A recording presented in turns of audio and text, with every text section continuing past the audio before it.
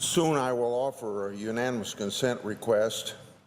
It is in regard to a bill that would reform and reauthorize federal juvenile justice programs. This bill is known as, quote, Supporting Youth Opportunity and Preventing Delinquency Act of 2016, end of quote. It passed the other chamber last month by a vote of 382 to 29. The bipartisan House bill is modeled closely to one that I introduced over a year ago with Senator from Rhode Island, Senator Whitehouse. That legislation was titled the Juvenile Justice and Delinquency Prevention Reauthorization Act. It has 19 Senate co-sponsors and cleared the Senate Judiciary Committee, which I chair, without a single dissenting vote last year. The House companion before us today also won the unanimous approval of a committee in the other chamber before passing the House with overwhelming support a few weeks ago. The two bills are remarkably similar in many or most respects, indicating their objectives. One such objective is to extend the Juvenile Justice and Delinquency Prevention Act for 5 more years.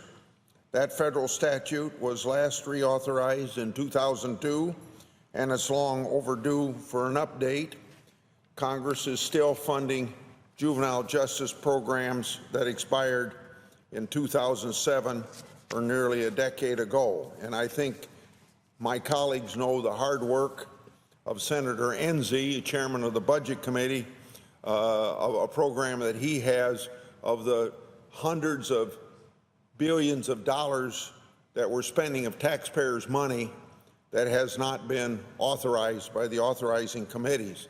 So getting a lot of bills that have expired reauthorized is in the spirit of what Senator Enzi's trying to promote among the 15, 16, or how many ever committees we have in the United States Senate that don't do their work on a regular basis. At the centerpiece of the 1974 Act is its core protections for youth. Over 40 years ago, Congress committed to making federal grants available to states that observe these core protections, of which there are now 4. The first core protection discourages the detention of children and youth for extremely minor infractions such as truancy, underage, tobacco use, disobeying parents, and running away. No state would ever jail an adult. That's an important emphasis. No state would ever jail an adult for this same conduct. And research shows that nothing much positive comes out of locking up children for conduct that isn't even criminal. The second core protection calls for juveniles to be kept out of adult facilities except in certain very rare instances. The third calls for juveniles to be separated from adults when they are held in adult facilities. The fourth calls for states to try to reduce disproportionate minority contact in their juvenile justice system. That's from 1974. Those goals are still legitimate goals. Under our proposed legislation, as under this current law, if a state commits to meeting these core protections for youth, it can expect to continue receiving federal grant money to support its juvenile justice activities. Our second objective for this legislation is to make reforms to current law so that taxpayer-supported juvenile justice programs will yield best possible outcomes. To that end, our bill reflects the latest research that works best with at-risk children and youth. We added provisions to promote the rehabilitation of runaways who are a high risk of being trafficked. We included language to discourage shackling of pregnant juveniles during childbirth. after learning that a handful of states receiving federal grant funds are locking up children as young as 8 or 9 for minor infractions like truancy, we called for a phase-out of valid court orders permitting that practice. Last but not least, we responded to concerns voiced by whistleblowers by adding accountability measures to protect the taxpayers and promote more oversight of justice reforms. And these accountability measures are something that I've been working on both as ranking member of the Judiciary Committee and chairman of that committee for a long period of time, not just on the juvenile justice program, but on a lot of other programs where the taxpayers' money is being wasted by having different standards in some programs versus the others, and particularly when the bureaucracy at the Justice Department is not policing what states do and they let the states get out. We have all kinds of GAO reports or Inspector General's reports that come back to us that say this money is not following by the states, not following the intent that was intended by Congress. And I think all senators assume a responsibility to make sure the taxpayers' money will go as far as it can. And so we work some of those issues, accountability issues, into every bill that I can get out of the Justice Department that affects these programs. Now, groups such as the Campaign for Youth Justice, the Coalition for Juvenile Justice, Boys Town, Fight Crime Invests in Kids, among many others, endorsed the legislation and contributed input.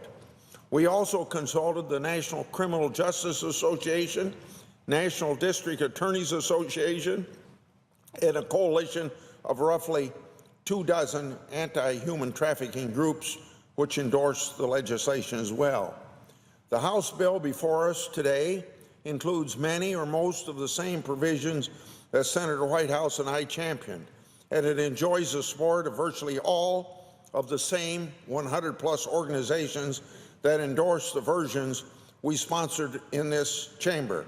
But the House made a few key changes to preserve more flexibility for states.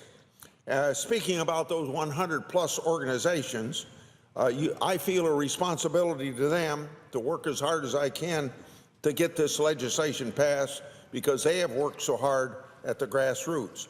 Let me go back to the flexibility that we give to the states that the House put in. Some states that object to phasing out the detention of status offenders over a period of 3 years can invoke a 1-year hardship exception. That hardship exception is renewable every year for an indefinite period, and that's at the state's option. The House-passed measure also includes a modified version of legislation by Senators Inhofe, Casey, and Vitter, backed in this chamber. That language would encourage the rehabilitation of youth who are at risk because of involved in gangs or the criminal justice system. The House bill shouldn't be controversial, which is why we're requesting unanimous consent to have the Senate pass it today. Again, I remind my colleagues that the other chamber passed it by an overwhelming vote in September after the Education Committee, under Chairman John Klein's leadership, reported the measure without a single dissenting vote. I also want to thank our sponsors, co-sponsors, which include Ranking Member of the Judiciary Committee, Senator Leahy, as well as Ranking Member Senator Feinstein, for their support of this legislation. Unfortunately, when we sought to bring up the Senate version by unanimous consent back in February, a single senator objected, preventing its passage. He has objected to the language that would require states to embrace one of the 42-year core principles. Mr. President, before this Congress comes to a close, we have a great opportunity to pass an important piece of legislation to help some of the most vulnerable children and youth in the United States. But it's not just these at-risk children who would benefit due to the reforms that we've included in this bill. The legislation would benefit taxpayers as well.